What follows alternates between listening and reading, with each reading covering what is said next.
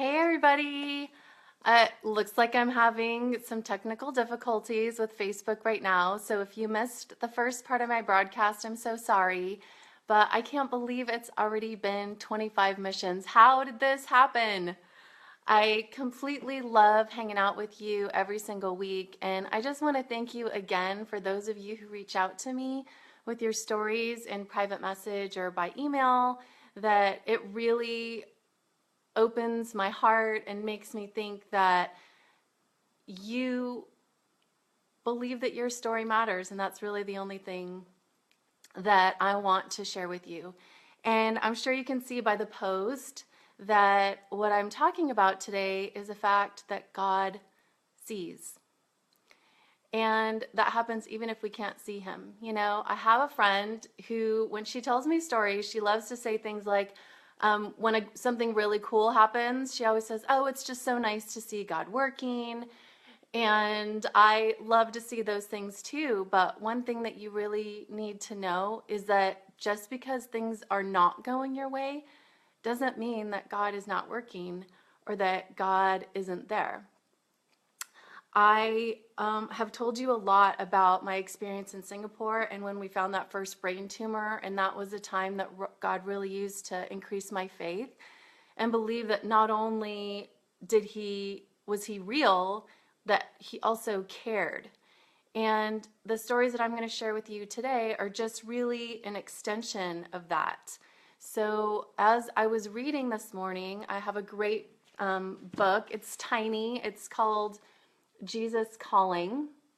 And I don't read out of it very often. It's like a little daily devotional, and it might be, a paragraph or two. But the thing that it was talking about today was God's presence. And as I went through the little story, I opened my Bible and I saw that I had underlined a passage nearby and marked the time that I had first underlined it, and that was the fall of 2010. So that means that I was really thinking about these things right after Tim died, just a few months after, and they meant enough to me that I would underline them. And the passage just talks about how God hides us in his presence. And it was a reference to a time when Jacob was in the desert, and then he had a dream, and all of a sudden saw heaven and God and angels descending and ascending there.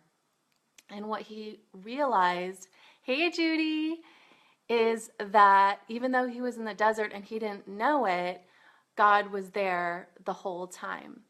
And so while I was meditating on that today, I think you've heard me do it other times with a release meditation or a one meditation. Well, I just decided today what I'm going to do. What I'm going to do today is I'm really going to close my eyes and focus for those 10 minutes. I set a timer and just say over and over, I want to see. I want to see. And that was really my request, to see that God is here because I want to see him. And the thing that came to my mind, hey Susan, give me a little thumbs up if you can hear me. But anyways, I'm doing this meditation. I want to see. And the things that came to my mind were these two videos that I think I shared on Facebook lately. One was of a young boy, a teenager in New York, and he was standing there without a coat in 5-degree weather. Hey, Sarah. And people were just shuffling by in their parkas. And this homeless boy, you could see he was so cold and no one was stopping to help. And then, after a while, a homeless man came by and gave him his coat and said, "Are you okay? I want you to know we're here for you. We need to look out for each other." And so it went from one homeless boy being cold to one homeless boy having a coat and one homeless man being cold. But millions of people around the world seeing this story and becoming activated. I know for me, I felt like God was there and he was showing that little boy, I see and I hurt for you, and I'm going to help you. And now, then the next one that came up, it was a man who was running around with his video camera, and he was asking homeless people, what do you want for Christmas? And the title was, The Answers Might Surprise You. And they were surprising answers, because these people who didn't even have a home to sleep in were asking for things like world peace. I just want everyone to be happy, still thinking about others over themselves. Or things like, I would love to have a Jersey Mike sub. Or, a warm blanket. Or a box of Frosted Flakes. And when you really think about it, how hard would it be if you didn't have a home to have a box of Frosted Flakes? Because you don't have a bowl, you don't have a spoon, there's no way to keep the milk cold. Of course you can't have something so simple that we take for granted every day. And in fact, my kids complain when the kind of cereal they like isn't in the cupboard. So anyways, these are the two stories that came to mind today as I was saying, I want to see. I want to see. And I want you to know that, God isn't up in the sky just here to as your fairy godmother to answer all your problems. But what he does promise to do is stand with you when you don't know what else to do and you don't have anywhere else to go. And I know that if you will reach out and say, I just want to see, he loves to answer those prayers. Even if it's just in a box of Frosted Flakes or in someone giving you your coat.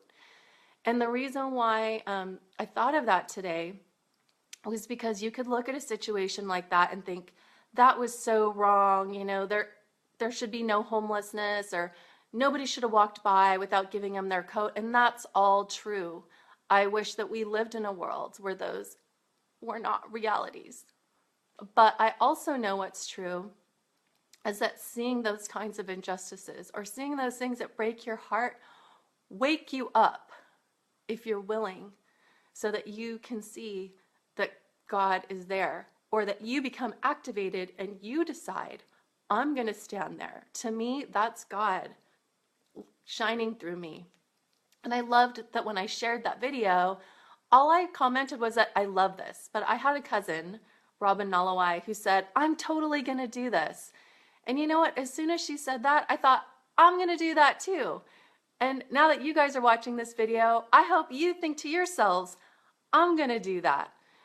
And then we'll know that God exists and that he's real and that he's here. And then the people that we reach out to and touch, they get to know that God is real and that he's here. And this just creates a ripple of change throughout this world that we all need. And it all started with a heartbreak, but ended up with a miracle. And that's the kind of story that I want to be in. And I hope that's the kind of story that you want to be in too. So if you decide to become activated and see God in unexpected ways, I would love for you to leave a comment below or send me a message, hello@jannabressenden.com. I post all of these on my blog now, jannabressenden.com/blog, just in case it's hard to see these videos live on Facebook. But I am here Monday, Wednesdays, and Fridays at noon. Hey, Samantha. Hey, Michelle. Love you guys. And I would love to talk with you. I would love to hear from you because I know that you have stories to share and that they matter. So Wednesday is my anniversary, and I have a really cool ritual that I do every single year. I can't wait to share it with you, and I'll see you next time. Bye.